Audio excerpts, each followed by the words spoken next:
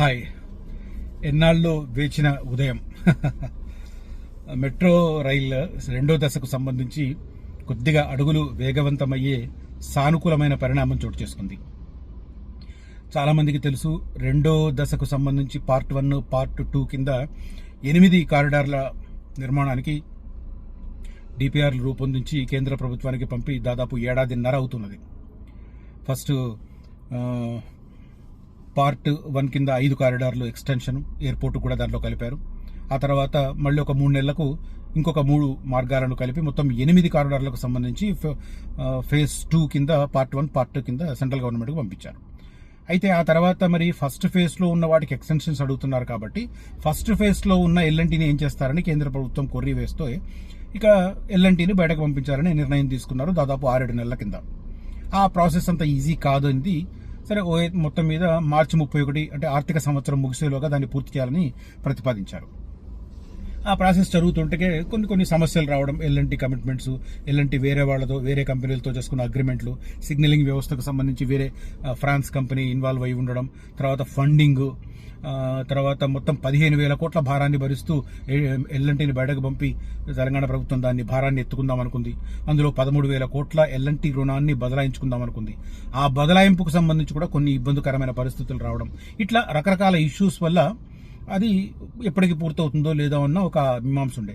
ఒక 10 days back Revanth Reddy గారు చాలా సీరియస్గా చెప్పడంతో ఇప్పుడు చాలా స్పీడ్గా వర్క్ జరిగింది. ఏప్రిల్ 30వ తేదీ నాటికి ఎల్ఎన్టీ రోల్ ఈ హైదరాబాద్ మెట్రో రైలుకు సంబంధించిన వ్యవస్థలో ఎండ్ అయిపోతుంది. మే 1వ తేదీ నుంచి ఎల్ఎన్టీ పూర్తిగా ప్రభుత్వ విభాగం అయిపోతుంది, ప్రభుత్వ ఆధ్వర్యంలోకి రాబోతుంది. ఏం పరిణామాలు చోటు చేసుకున్నాయి అనేది నేను ఈ వీడియోలో చెప్పే ప్రయత్నం చేస్తాను. చాలా ఇంట్రెస్టింగ్. ఈ పరిణామం పూర్తయి మే 1 నుంచి పూర్తిగా ప్రభుత్వ సంస్థగా అది మారితే అప్పుడు సెకండ్ ఫేజ్కి సంబంధించి కేంద్ర ప్రభుత్వాన్ని ఒప్పించే ప్రక్రియ రాష్ట్ర ప్రభుత్వం మొదలుపెట్టే అవకాశం ఉంది. సో ఈలోగా ఏంటంటే తుది దశకు మెట్రో టేక్ ఓవర్. ఎల్ఎన్టీకి చెందిన 100% ఈక్విటీ వాటా కొనుగోలుకు ఉత్తర్వులు జారీ చేసింది ప్రభుత్వం, అంటే అయిపోయింది. ఆర్థిక పరిపాలనాపరమైన అంశాలకు పురపాలక పట్టణాభివృద్ధి శాఖ ఆమోదం తెలిపింది. మన కేబినెట్లో కూడా ప్రధానమైన చర్చాంశం ఇది. మెట్రో మొదటి దశ ప్రాజెక్టు విలువ 15,000 కోట్లుగా నిర్ధారణ. ఇందుకోసం ప్రభుత్వ గ్యారంటీతో ఐఆర్ఎఫ్సి నుంచి 13,615 కోట్ల రూపాయలు రుణం తీసుకుని ఎల్ఎన్టీకి ఇవ్వడం ద్వారా, ఎల్ఎన్టీ భారాన్ని తీసుకోవడం ద్వారా అయిపోతుంది. ఎల్ఎన్టీకి మళ్ళీ 2,000 కోట్ల రూపాయలు క్యాష్ కూడా ఇవ్వాలి. ఆ తర్వాత ఎల్ఎన్టీ రోల్ దీంట్లో ముగిసిపోతుంది. టేక్ ఓవర్ ఎలా కొనసాగుతుంది అని అంటే, ప్రస్తుతం ఎల్ఎన్టీ మెట్రోలో ఏదైతే నిర్వహిస్తుందో దానికి సంబంధించిన వర్త్ను కూడా క్యాలిక్యులేట్ చేశారు. తర్వాత ఎంప్లాయీస్ విషయంలో కూడా 115 మంది ఎల్ఎన్టీ ఎంప్లాయీస్ని 6 నెలల పాటు వాళ్ళ సర్వీసెస్ను వాడుకోబోతున్నారు, వెంటనే రోడ్డు మీద పడేయకుండా. ప్రస్తుతం ఎల్ఎన్టీ మెట్రోలో పనిచేస్తున్న 115 మంది ఉద్యోగులను ఏడాది పాటు కొనసాగిస్తారు. మెట్రో కార్యకలాపాలపై సలహాల కోసం ఎల్ఎన్టీకి చెందిన 7 ఉన్నతాధికారుల సేవలను 6 నెలల పాటు వాడుకుంటారు. వాళ్ళు కొద్దిగా శాలరీస్ ఎక్కువ ఉంటాయి కదా. ఐఆర్ఎఫ్సి నుంచి తీసుకునే రుణాన్ని 20 ఏళ్ల కాలపరిమితితో రీపేమెంట్ చేస్తున్నారు. మెట్రో నుంచి వచ్చే ఆదాయంతోనే ఈ రుణాన్ని చెల్లించాలని ప్రభుత్వం నిర్ణయించుకుంది. ఈ భారీ రుణం కోసం ప్రభుత్వం ఐఆర్ఎఫ్సికి గ్యారంటీ కూడా ఇవ్వబోతోంది. అలాగే ఆర్బీఐ ద్వారా డైరెక్ట్ డెబిట్ మాండేట్ కూడా అంగీకరించింది. ఇవన్నీ చేయడం ద్వారా ఈ రుణ బదిలీ పూర్తయిపోతుంది. మెట్రో రైలు మొదటి దశకు సంబంధించిన కీలక దశకు చేరుకుంది స్వాధీన ప్రక్రియ. 100% ఈక్విటీ వాటాను కొనుగోలు చేసేందుకు వీలుగా పురపాలక శాఖ నిర్ణయం తీసుకుంది. మార్చి 30 నాటికి టేక్ ఓవర్ ప్రక్రియను పూర్తి చేయబోతున్నారు. Almost ready. Indian railway finance corporation ఈ రుణాన్ని అందజేస్తుంది. దానికి గ్యారంటీ వాటికి సంబంధించిన మ్యాండేట్, ఆర్బీఐ మ్యాండేట్ కూడా పూర్తయింది. ఇది మనకు తెలిసిందే.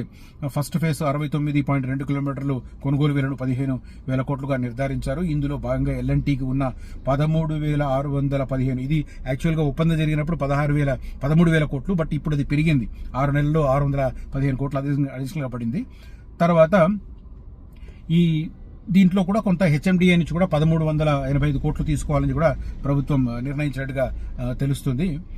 లేటెస్ట్ అప్డేట్ ప్రకారం నెలాఖరులోగా హైదరాబాద్ మెట్రో రైల్ ప్రాజెక్టు స్వాధీనానికి ప్రభుత్వం వడివడిగా అడుగులు వేస్తోంది. ఈ మేరకు మొదటి దశ స్వాధీనానికి అవసరమైన ప్రక్రియకు సంబంధించి జీవో 127ను ప్రభుత్వం జారీ చేసింది. మెట్రోపాలిటన్ ప్రాంతం పట్టణాభివృద్ధి శాఖ ప్రత్యేక ప్రధాన కార్యదర్శి జయేష్ రంజన్ విడుదల చేశారు ఈ జీవోను అని చెప్పి పూర్తి స్థాయిలో మనకు క్లారిటీ వస్తున్న పరిస్థితి అయితే కనిపిస్తుంది. సో యథావత అనుకున్న రకంగా టేకప్ చేస్తున్నారు కాబట్టి ఇక ఇంకోటి మంత్రివర్గ సిఫారసులకు సంబంధించి కూడా మనం చూడాలి. ఎల్ఎన్టీకి ప్రభుత్వం గతంలో 900 కోట్ల వడ్డీ లేని రుణం ఇచ్చింది. ఏప్రిల్ 30 నాటికి దీని నికర విలువ ప్రస్తుతం 366 కోట్లుగా ఉంది. ప్రాజెక్టును టేక్ ఓవర్ చేసుకోవాలని నిర్ణయించిన 15,000 కోట్ల నుంచి ఈ మొత్తాన్ని మినహాయించాలని ప్రభుత్వం నిర్ణయించింది అని కూడా కొంత నడుస్తున్నది. ఓవరాల్ గా ఏప్రిల్ 30తో ఎల్ఎన్టీని గనక బయటకు పంపించేస్తే ఇక ఆ తర్వాత ప్రభుత్వం పరిధిలోనే ఉంటుంది కాబట్టి రెండో దశ మార్గానికి పూర్తి స్థాయిలో సుగమం అయ్యిందని అంచనా వేస్తున్నారు.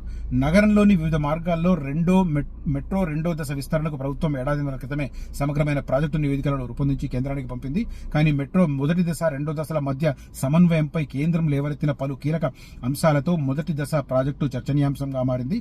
ఎల్ఎన్టీ భాగస్వామ్యాన్ని కేంద్రం ప్రశ్నించింది. ఈ క్రమంలోనే మొదటి దశ ప్రాజెక్టు నుంచి తప్పుకోనున్నట్లు గత ఏడాది ఎల్ఎన్టీ ప్రకటించింది. తాము స్వాధీనం చేసుకునేందుకు సిద్ధంగా ఉన్నట్లు ప్రభుత్వం కూడా వెల్లడించింది. ఈ టేక్ ఓవర్ ప్రక్రియ వివిధ దశల్లో కొనసాగింది. ప్రస్తుతం ఆ 15,000 కోట్ల భారాన్ని తలకెత్తుకుని ఎల్ఎన్టీని బయటకు పంపడానికి ప్రభుత్వం పూర్తి స్థాయిలో సన్నద్దమైంది. ఏర్పాట్లు చేసింది. 13,615 కోట్లు ఐఆర్ఎఫ్సి నుంచి రుణం తీసుకోవడం, మన హెచ్ఎండిఏ నుంచి 1,385 కోట్లు తీసుకోవడం, ఇవన్నీ పూర్తి చేసి ఎల్ఎన్టీకి బయటకు పంపి పూర్తి స్థాయిలో టేకప్ చేసుకున్న తర్వాత మే 1st వీక్ నుంచి రెండో దశ అనుమతి పొందడానికి కేంద్ర ప్రభుత్వం నుంచి అనుమతి తీసుకోవడానికి ప్రభుత్వం సన్నాహాలు లాబీయింగ్ స్టార్ట్ చేసే అవకాశం కనిపిస్తుంది. చూడాలి కేంద్రాన్ని ఎలా ఒప్పిస్తారనేది. ఎందుకంటే ఇప్పుడు రాష్ట్రంలో ఉన్న కాంగ్రెస్ కు కేంద్రంలో ఉన్న బీజేపీకి ఉప్పు నిప్పు అన్నట్టుగా ఉంది. కాకపోతే గత ప్రభుత్వంతో పోలిస్తే కేసీఆర్ వర్సెస్ మోదీతో పోలిస్తే రేవంత్ రెడ్డి వర్సెస్ మోదీ అంత సీరియస్ గా లేదు. ఈయన పొలిటికల్ గా ఎన్ని కామెంట్స్ చేసినా కూడా మళ్ళీ ఢిల్లీ వెళ్ళినప్పుడు కేంద్ర మంత్రుల్ని కలుస్తున్నారు, ప్రధానమంత్రిని కలుస్తున్నారు, అడిగేది అడుగుతున్నారు, వస్తున్నారు. కేసీఆర్ లాగా ప్రధానమంత్రి వస్తే ముఖం చాటు వేయడం లేదు. సో అది ఆయనకి ఇచ్చారో కేసీఆర్ లాంటి ఒక రాజనీతిజ్ఞుడికి ఆ సలహా ఎవరిచ్చారో తెలియదు, లేక తనకు ఒరిజినల్ గా కలిగిన ఆలోచన తెలియదు. కానీ రాష్ట్రానికి ప్రధానమంత్రి ఎప్పుడు వచ్చినా కూడా ఆయన తలసాని శ్రీనివాస్ యాదవ్ ని ప్రభుత్వం ద్వారా మంత్రి పంపడం, రిసీవ్ చేసుకోవడానికి ఆయన వెళ్ళకపోవడం అనేది, ఇంకా వెళ్ళకపోవడం కాదు, సిటీలో ఉండకుండా ఎర్రవల్లి ఫామ్ హౌస్కి వెళ్ళిపోవడం అనేది కూడా మనం చాలా సందర్భాల్లో చూసాం కేసీఆర్ ని. సో అట్లా చేయడం వల్ల మనకు రీజనల్ రింగ్ రోడ్డు డిలే అయింది, తర్వాత మెట్రో సెకండ్ ఫేజ్ డిలే అయింది, చాలా ఇష్యూస్ లో మనకు తెలంగాణ రాష్ట్రానికి నష్టం జరిగింది. ప్రభుత్వ అధినేతకు ఈగోస్ కాదు కానీ ప్రజల సంక్షేమం, రాష్ట్ర అభివృద్ధి ముఖ్యమైతే మాత్రం అట్లాంటి పనులు చేయరు. బట్ ఆయన చేశారు, ఎందుకు చేశారో తెలియదు, అది ఆయన అంతరాత్మకే తెలిసిన విషయం కావచ్చు. రైట్, ఓవరాల్ గా మెట్రో రైల్ రెండో దశకు సంబంధించి కొద్దిగా అడుగులు ముందుకు పడే సంకేతాలు అయితే కనిపిస్తున్నాయి. మరి రేవంత్ రెడ్డి గారి లాబింగ్ ఎలా ఉంటది, ఎలా సానుకూలమైన అంశాలు కేంద్ర ప్రభుత్వం నుంచి తెచ్చుకుంటారు అనేది వేచి చూడాల్సిన అంశంగా కనిపిస్తుంది. ఇక రెండో దశకు సంబంధించి పార్ట్ 1 కింద ప్రస్తుతం ఉన్న వాటిని ఎక్స్టెన్షనే ప్రతిపాదించారు.